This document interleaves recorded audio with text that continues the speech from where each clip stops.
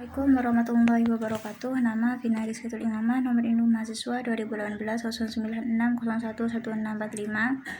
Saya di sini akan sedikit menjelaskan tentang kaitan antara pendidikan internasional, global, dan komparatif, di mana tugas ini menempuh mata kuliah perbandingan pendidikan yang diampu oleh Bapak dosen Fikri Farihin. Disiplin ilmu berorientasi pada terwujudnya perdamaian dunia sesuai dengan urutan kelahirannya. Ketiga disiplin ilmu tersebut secara berturut-turut adalah pendidikan internasional, pendidikan komparatif, dan pendidikan global. Secara historis dari ketiga disiplin ilmu di atas, yang pertama kali muncul adalah pendidikan internasional. Disiplin ilmu pendidikan internasional lahir lebih awal sebagai refleksi dari adanya keprihatinan beberapa ahli atas situasi dunia yang diwarnai aneka konflik antar bangsa yang memerlukan aneka upaya agar tercipta suasana pergaulan dunia yang harmonis. Kemudian disusul dengan munculnya studi pendidikan komparatif sebagai upaya sistematis para ahli dalam mempelajari sistem pendidikan di negara lain di luar batas negeri sendiri. Selanjutnya, pendidikan global muncul belakangan sebagai suatu studi dengan tujuan menumbuhkan kesadaran warga bangsa di masing-masing negara agar menyadari pentingnya menjaga kehidupan kolektif secara global, karena problem hidup di suatu wilayah dunia akan dirasakan akibatnya pula oleh seluruh warga dunia secara global. Hancurnya berbagai sarana infrastruktur militer barangkali tidak begitu memilukan bila dibandingkan dengan hancurnya kehidupan umat manusia. Hancurnya kehidupan umat manusia berarti juga hancurnya harkat dan martabat kemanusiaan umat manusia di muka bumi ini. Pendidikan internasional dan sejarah di banyak kawasan. Pendidikan internasional dikenal sebagai usaha dalam forum internasional untuk mewujudkan harmoni dan perdamaian dunia melalui pendidikan. Untuk mewujudkan cita-cita tersebut, selanjutnya muncul beberapa lembaga yang dikenal sebagai lembaga pendidikan internasional. Kategori internasional pada lembaga pendidikan internasional tersebut bisa dilihat dari sisi pendidik dan tenaga kependidikannya yang berasal dari beberapa negara, atau sisi kurikulumnya yang sudah disesuaikan dengan standar internasional, atau juga siswinya banyak yang berasal dari beberapa negara. Secara historis, pendidikan internasional sudah ada sejak lama yang berlangsung di beberapa kawasan dunia.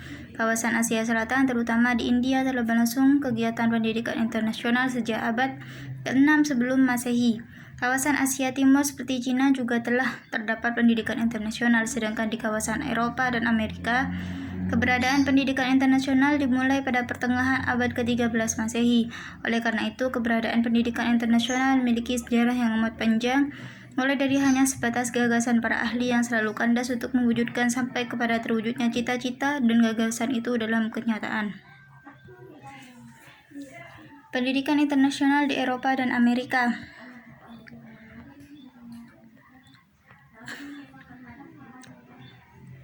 Ada semacam titik terang tentang upaya mewujudkan pendidikan internasional. Adapun dengan mulai adanya usaha-usaha pencarian data dengan dua metode yang dilakukan oleh Antoine Julien de Paris tersebut, maka oleh para ahli disepakati bahwa dialah sebagai perintis pengembangan ilmu pendidikan komparatif. Meskipun pada akhirnya usaha pengumpulan data terhentinya dikarenakan para politisi belum menaruh perhatian terhadap masalah ini. Namun, Biro Internasional Pendidikan ini baru terwujud pada tahun 1925 yang kantor sekretariatnya berkedudukan di Jenewa, Swiss. Kegiatan biro ini meliputi: 1. Pengadaan berbagai konferensi internasional. 2. Penerbitan buku-buku tahunan pendidikan, khususnya pendidikan perbandingan. 3. Penerbitan majalah triwulanan. 4. Membentuk perpustakaan. Yang kedua, pendidikan internasional di Asia Barat dan Selatan.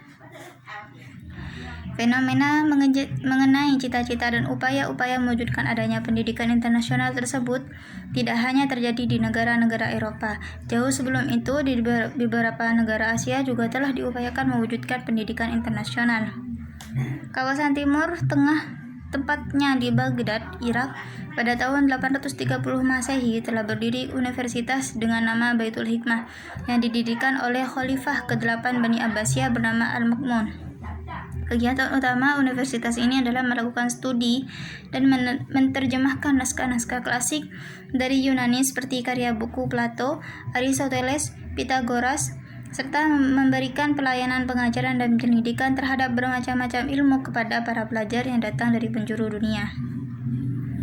3. Pendidikan internasional di Asia Timur dan Tenggara. Banyaknya penyelenggaraan pendidikan internasional di beberapa kawasan dunia menyebabkan munculnya dorongan untuk dilakukan di kawasan Asia Tenggara. Sebagaimana yang telah terjadi di kawasan lain, kegiatan pendidikan internasional di Asia Tenggara diprakarsai oleh ASEAN, Association of Southeast Asian Nations, dengan membentuk organisasi menteri-menteri pendidikan yang bernama SEAMEO, Southeast Asian Minister of Education Organization. Pengembangan pendidikan komparatif.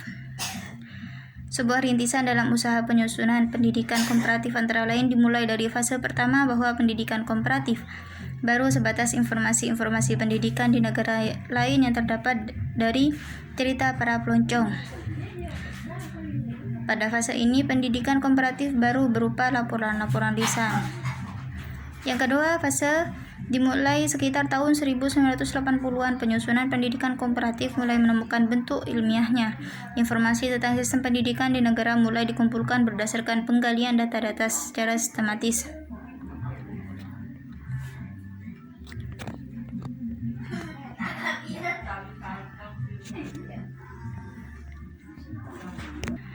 Pengembangan pendidikan global.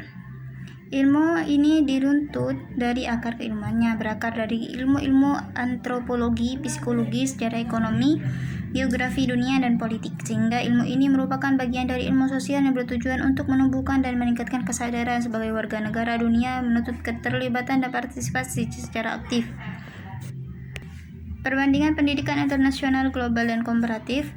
Menurut Suryati Sidarto, pendidikan internasional, pendidikan global, dan pendidikan komparatif, ketiganya mempunyai tujuan-tujuan pendidikan yang banyak bermuatan ranah efektif. Namun apabila diurutkan mulai dari yang paling tinggi sampai paling rendah muatan efektifnya, maka urutannya adalah pendidikan global. Pendidikan